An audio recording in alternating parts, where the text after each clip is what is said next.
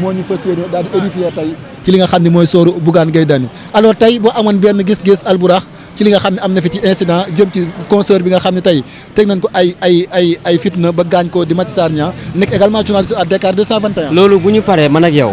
incha allahu rabbi dinañu dem ba këram. dinañu ko jël interview incha allahu rabbi.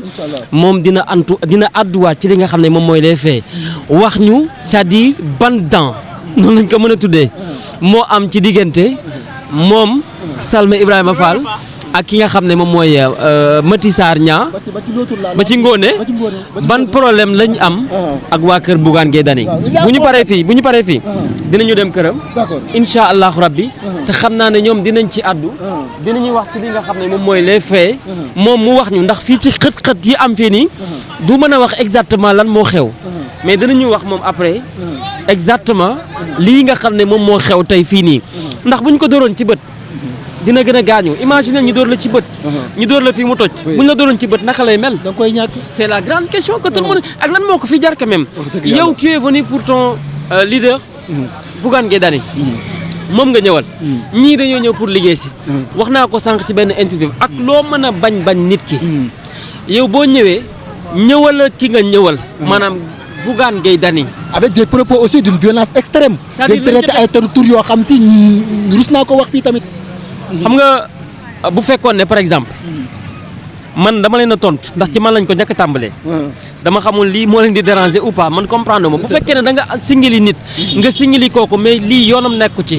ça limite c'est un groupe de presse boo xam ni day fait son travail juste et vrai en tant que des journalistes qui travaillent là-bas quand même. très bien man ñëw naa di def si li nga xam ne mooy liggéey.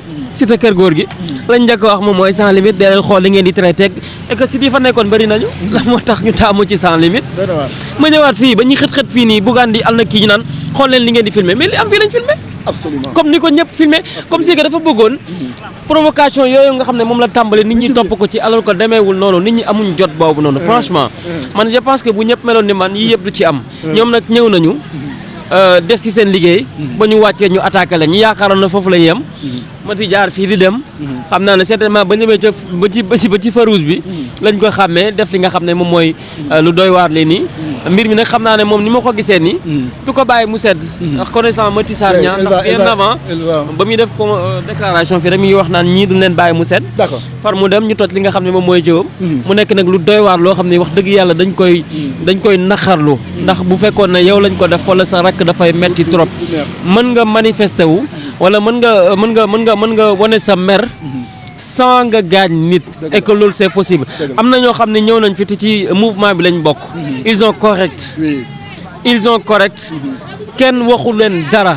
ñëw nañu. liggéey nañu. wala sax ñëw nañu. défendre seen leader. ci ni mu gën a rafetee. ñi ci des ñibbi nañu. mais ku def ni Anta Babacar Ngom dafa ñëw def li muy def après ñibbi. këram. mais ku def ni Thierno Bocoum dafa ñëw def li muy def ba pare dem ñibbi. je pense que ñëpp loolu la ñu waroon def te bu ñu ko defoon itam yii yëpp du ci am ndax jàppante beeg xeex beeg xuloo beeg ngaam bi je pense que Bougane Gueye Dany ne veut pas ça. absolument waaw wax nga dëgg parce que Bougane quoi qu'on puisse dire aussi affaire du coow moom xam nga nit da nga koy waxal li nga ko xamal rek. affaire du coow ci taarixu politique bu Sénégal ak Bougane loolu bëriwul lu ñu koy dégg naam nag il a bon ces temps-ci il a l'habitude des discours un peu virulents yu xaw a dëgër tuuti.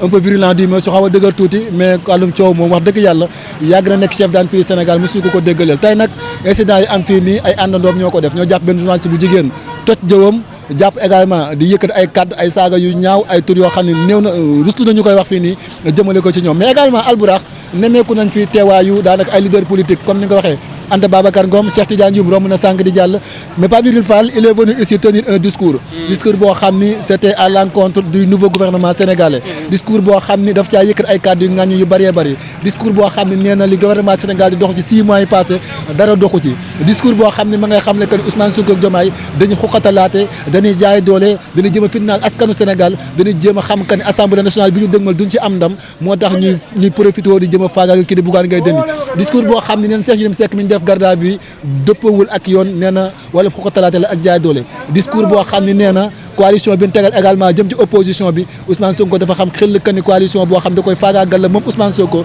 ndax assemblée nationale bi kenn du ko jox ci anam bi nga xam ne moom la yore réew mi mook ak li ki nga xam ni mooy Bassirou Diomaye Faye mais man li ma nemmeeku ci discours yi mooy c'est nekkul Ousmane Sonko le Sénégalais tabb quand même de ko président de la République mais les gens bu ñëwee fii taxaw di waxtaan tous les discours sont tourner directement vers ki nga xam ne mooy Ousmane Sonko Albourakh loolu analyse bi lan nga ciy def est-ce que tey kon laataa may ñëw ci analyse boobu waa CAP dañoo def benn communiqué xam naa dañ leen koy coordination des associations de presse très bien dañ leen koy liiral bu ko defee ñoom itam ñu indi seen solidarité ci ki nga xam ne moom mooy Cheikh Yérim Seck affaire du journaliste Cheikh Yérim Seck. La CAP dénonce une atteinte à la liberté de presse et appelle à sa libération. La coordination des associations de presse CAP a appris ce mardi la convocation, l'audition, puis la mise en position de garde à vue du journaliste Cheikh Yérim Seck qui est poursuivi selon plusieurs médias pour division de fausses nouvelles et diffamation. L'audition du mis en cause a porté sur sa dernière émission à la 7TV, au cours de laquelle il a affirmé ne pas croire aux chiffres énoncés par le gouvernement concernant la situation économique héritée de l'ancienne gestion. Le journaliste a confirmé ses propos étayés par les chiffres publiés sur le site du ministère des Finances du Sénégal et par le fait que selon lui, si le Sénégal a pu lever des fonds sur le marché de l'UEMOA, c'est parce qu'il respecte les critères de convergence sur la dette et le déficit budgétaire. La CAP, après avoir délibéré, rappelle que le Sénégal est un état de droit et qu'en conséquence, les libertés de presse et d'expression y sont consacrées par sa charte fondamentale. Appel à la libération du journaliste Cheikh Yérim Seck, qui est libre, jugé de son droit et une liberté et une libre expression.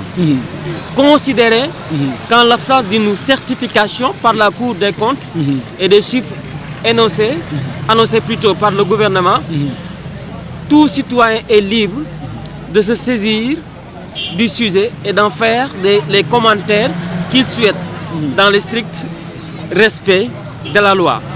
La CAP en appelle au sens élevé de la responsabilité des autorités judiciaires, y compris celles en charge des poursuites, face au respect des principes sacro-saints énumérés et protégés par la Constitution de la République du Sénégal, siège de leur pouvoir. Par ailleurs, concernant les entreprises de presse, la CAP regrette le non-respect des engagements pris par le ministre des Finances et du Budget lors de la rencontre du 13 septembre 2024, engagement qui était censé défendre les relations heurtées entre les patrons de presse et les nouvelles autorités relatives au blocage des comptes bancaires et à la suspension des conventions commerciales.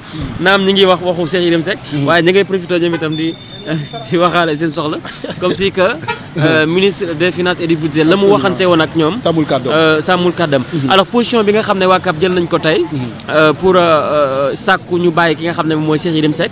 Je pense que am nga benn analyse boo ci war a def quand même. waaw d'accord CAP di coordination des associations de presse nekk kuréel goo xam ni mooy sat ak yelleefu journaliste yi bàyyi ko fii ci diwaanu Sénégal bu ñu xoolee communiqué bu ñu ko jëmee faram fàcce tuuti CAP mi ngi xamale benn communiqué boo xam ne bind na ko di xamal askanu Sénégal que ni le journaliste Cheikh Yérim Seck dañ ko def garde à vue jamono ji garde à vue boo xam ne ñu ngi koy toppee diffamation ak li nga xam si moo di diffamation ak lanate la sax Cheikh Yérim Seck ñaari chef d'accusation yi diffamation nga dimbali ma ci ñaari chef d'accusation Cheikh Yérim Seck diffamation ak diffusion de fausses nouvelles CAP mooy xamle mu ni Cheikh Yérim Seck de kàddu yi mu wax mi ngi ko teg ci ay chiffres yoo xam ni mi ngi ko fësal ginnaaw sortie bi nga xam ne gouvernement bu Sénégal sorti na ko muy xamle que ne également Cheikh Yérim Seck li ñu ko jàppee mi nga xam ne que ñoom waa CAP àndut ak yoon àndut ak lenn loo xam ne ak yelleef la ñu xam ne également que ñu ngi sàkku nu mu gën a gaawee ñu bàyyi ko moom Cheikh Yérim Seck mu dellu ca njabootam mu nekk nag loo xam ni tey mën nañ koo nangu ndax gis nañ que ni CAP di coordination des associations de presse yu nekk fii ci diwaanu Sénégal wax dëgg yàlla même Pape Alé Niang ba ñu koy jàpp tamit ils